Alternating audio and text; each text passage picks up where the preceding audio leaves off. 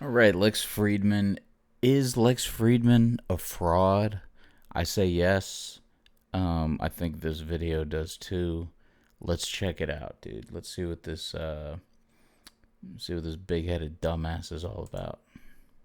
Like I'm a total bro in a sense. Like I may not look like it, but I'm very. I have like a Rogan inside me. I really am a man's man, Yikes. except for the times in like Harvard Square and academia rubs off on me. But for the most part, man's man. What is a man's man It's like exactly what a robot would say. And dear God, mean? Man. There's Whitney. just a list of stupid shit you do. Like I like lifting heavy things. I like building stuff. I love the idea of hunting. I love fishing. I like He loves the idea of hunting, right? knives and guns and Risk. He literally sounds like he's Risk. LARPing as a male. Ah, yes, Yeah. I like What a lifting heavy things. I freak. also like knives and guns. Look at this idiot. Therefore, I'm a man's man, and you better respect my authority. So as you know by now, this video is about Alexei Yikes, bro. Fedotov, more commonly known as Lex Fridman. Lex is a researcher Oh, by the way, the songs he fucking sings on the Rogan podcast is some of the worst horse shit I've ever heard in my fucking life, dude. and podcaster that has gained quite a bit of popularity in the last few years. I came across Lex through social media clips of him with Joe Rogan, Elon Musk, and a lot of other prominent folks. So even before I knew anything about him, he had an aura of legitimacy solely because he associated with widely successful people. But ever since I saw this guy, something just didn't feel right about him, and I couldn't pinpoint it. So when I was digging around on topics for my next video, I finally decided to dive into the Lex Fridman point. He's got a fist. Look at his fist. Digging around on topics for my next video, I Yikes. finally decided to dive into the Lex Fridman rabbit hole, and there was a lot of questionable Like, just smile for real, bro. Just smile for real. What's the worst that can happen? We're not gonna see your circuits and all the wires for your robotics that are inside your head. things What I a found about freak, the guy. For dude. example, he portrays himself to be someone more than he actually is. He has deliberately created an image that does not necessarily correspond to reality, and he is simply misleading people. Many of his fans believe that he is or was a professor at MIT or studied at MIT, which isn't true. A lot of his Which also a big difference between those two things, right? Studying and professing at MIT. That's two very different things. academic accolades are exaggerated or misrepresented. He's also a Tesla shill, and more specifically an Elon Musk Yeah, Tesla's dog shit, dude. Dog shit cars. shill. He was kicked out of the MIT Age Lab group for his non-peer-reviewed report shilling for Tesla's self-driving Damn, my lady has that shirt. Gonna have to throw it out. capabilities. But I think his biggest crime is I bet you he's never played Mario Kart. I get like that's the kind of freak he is, dude. He doesn't even know who Mario is. that he's boring and cringy. He robotically asks the same handful of naive questions and gets weirdly emotional and defensive about random topics from time to time. Like he has this shtick where he talks slow in order to make himself seem more articulate, but all it does is make him seem disingenuous. So sit tight and maybe buckle in while we discuss all things Lexi. And if you do enjoy this video, Fucking please be sure faggot, to leave a dude. like, comment, and subscribe. Jesus. If you know anything about Lex, then you know that he always refers to himself as Lex Fridman, MIT research scientist, at every opportunity. But what he always fails to Hold on. This dude has what's that shit called? Blade Runner. He's got a Blade Runner screenshot on his LinkedIn. mention is that he wasn't even Research scientist at MIT. See, the thing about this is I'm pretty sure all he did was like some TED Talk for like a 2-week long TED Talk at MIT. there or in any way employed by the university. BFD. What he did do there was that he taught a January term class, which So, isn't as dude. impressive when you realize anybody can Ugh. give presentations at MIT, not just Yo, Whitney Cummings looks like a fucking Nephilim, bro.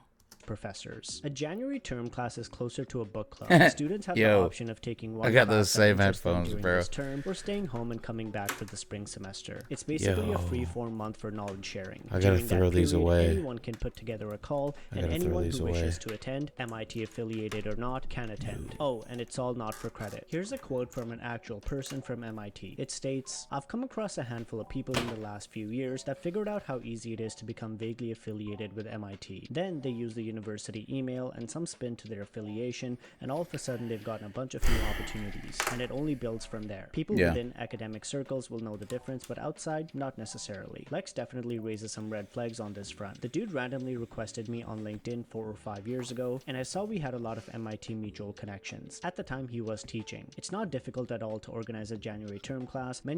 So it's basically like when TED Talks started popping up, and then all of a sudden you get like TED Talk Florida and shit like that. You know, that's basically what he did. Graduates even do this, but most don't use it to claim that they are a lecturer at MIT. Lex actually studied at Drexel University, which is a good but lower ranked university. His father is also a professor there, but he never mentions Drexel, and if you bring it up in his sub and ask him about it, you get banned. You will also get banned if you constructively criticize him or any of his guests. He is a research scientist at MIT, but it is an unpaid position, and he has never been a professor. He purposefully allows the misconception to propagate because it benefits him to have people assume his science is better than it is. Another fun tidbit is that if you look at his LinkedIn profile, he has math functions in the back, which seems to be... He also says that he speaks Russian, which I don't know if speaks is the right word for whatever the fuck he does.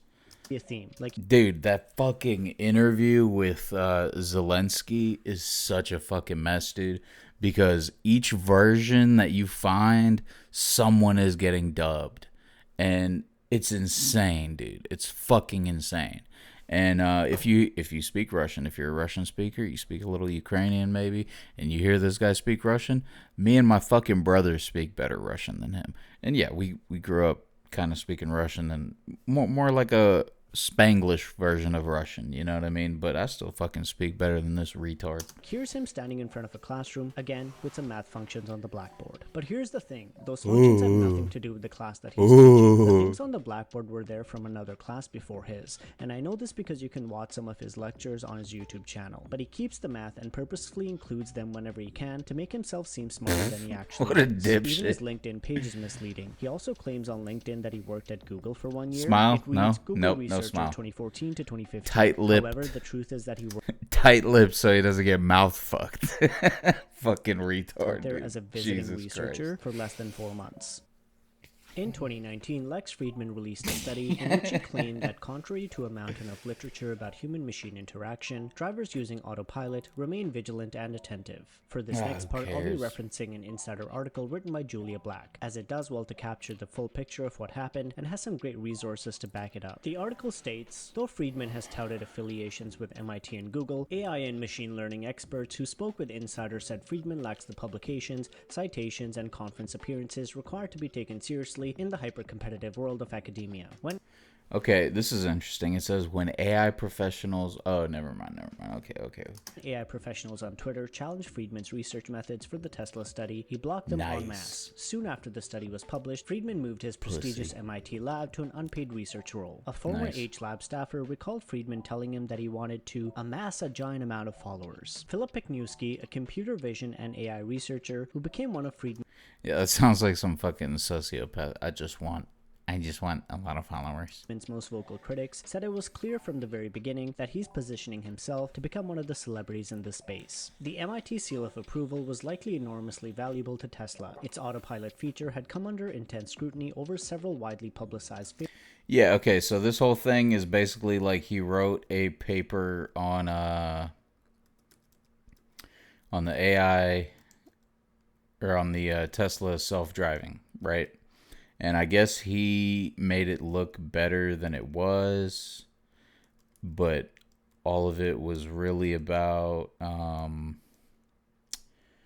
all of it was really just to like get closer to Musk, right? Former MIT colleague of Fridman said many people in their field believe that being closely associated with Musk could be a career boon. Lex was relatively excited to get in touch with Elon Musk and get into his good graces, said the former colleague, who asked to remain anonymous. He wants to be sex trafficked. Releasing the study, he got invited to do a podcast with Elon Musk and then later went on to be invited to Joe Rogan. Since then, Joe Rogan, very tall and funny guy. His podcast has really boomed, so his career definitely benefited. Can't even smile when you're around Joe, dude. You know why? Because he's thinking about all the fucking songs that he's preparing to sing for Joe, and he's just anxiety-ridden. benefited, He but his can't take academic it. You look like Adam 22, bro. integrity, not so much, because he was kicked out of Yikes. MIT That's the smile, guys. That's the smile of a group after his non-peer reviewed report shilling for Tesla's self-driving capability. A trend that I noticed on consent was not programmed into Lex's computer or whatever the fuck. Lex's podcast is how much Because he's a robot, you know? he really talks about Elon. He will bring up Elon at the most random times and ask his guests weird-ass questions about Elon. Like, here's a compilation I made of him saying Elon's name for 1 minute straight. Named Elon Musk, Elon Musk, Elon Musk, Elon Musk, Elon Musk, Elon Musk, Elon Musk, Elon Musk, Elon Elon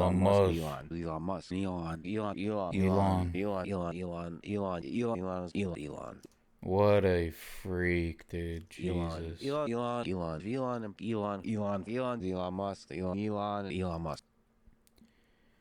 You know, for someone who remains so tight-lipped, I'm sure he loosens up a bit around. Elon Musk, Elon Musk, Elon Musk, Elon Musk, Elon Musk, Elon Musk, Elon Musk, Elon Musk. Elon Musk for Elon, Elon, For Elon. Elon Musk, Elon Musk, Elon Musk, Elon Musk, Elon Musk, Elon Musk, Elon Musk, Elon has Elon is Elon Musk, Mr. Musk, Elon. All these clips are from like 3 episodes. Elon. You know what I always assumed is like between episodes he would just like, and I think I heard this on some podcast or some shit.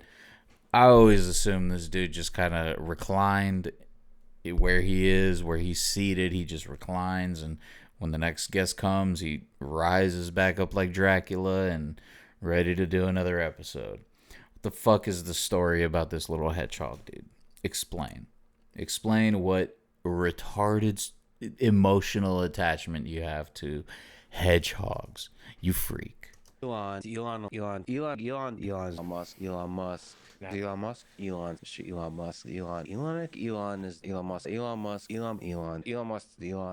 Not sure if you were counting, but he said Elon's name 125 times in that 1 minute. And that's not even all the times he's... So that's slightly above 2 times a second, dude. The glaze.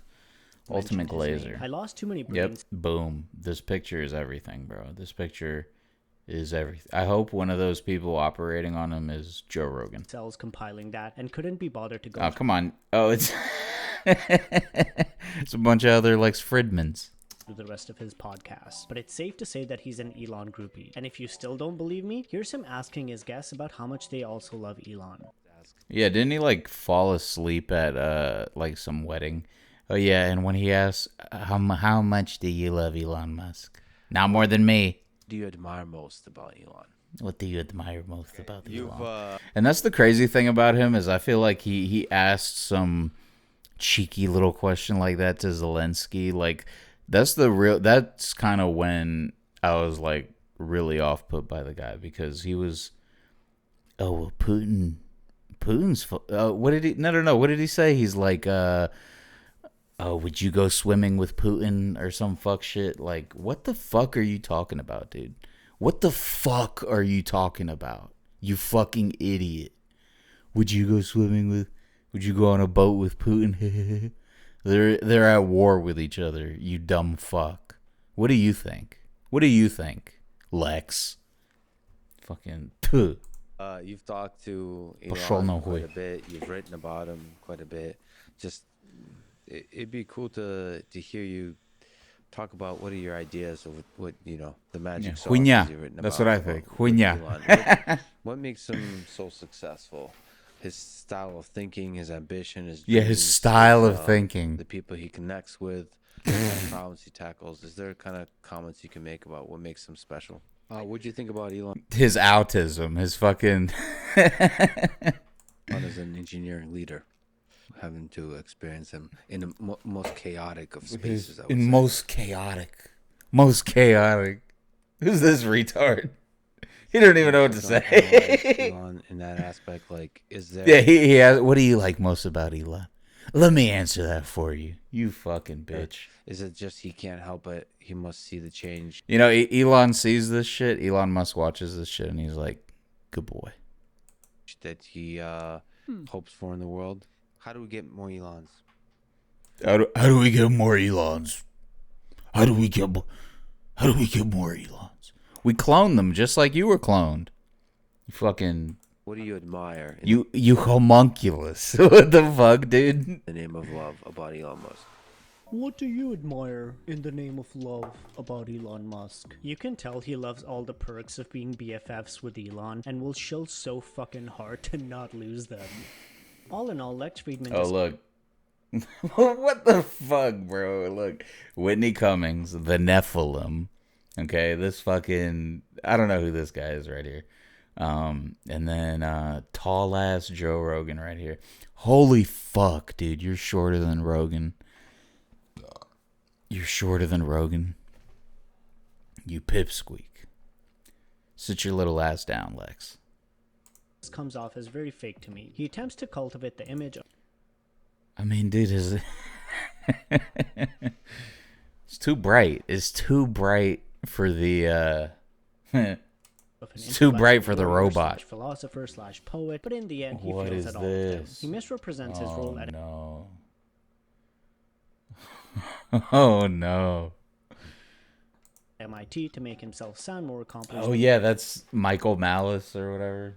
Yeah, he's Russian too. He's kind of retarded. Than he really is. He faked his paper on driver inattentive. Yikes, dude! Imagine meeting him when he looked like this, dude. In self-driving cars to curry favor with Musk. He's poser, dude. Fat as fuck. Fraud? Fat as fuck. I guarantee you, he had a skateboard, but he only like carried it around. I guess it's up to you to decide, and I'd like to hear it. Let me know down in the comments what you think.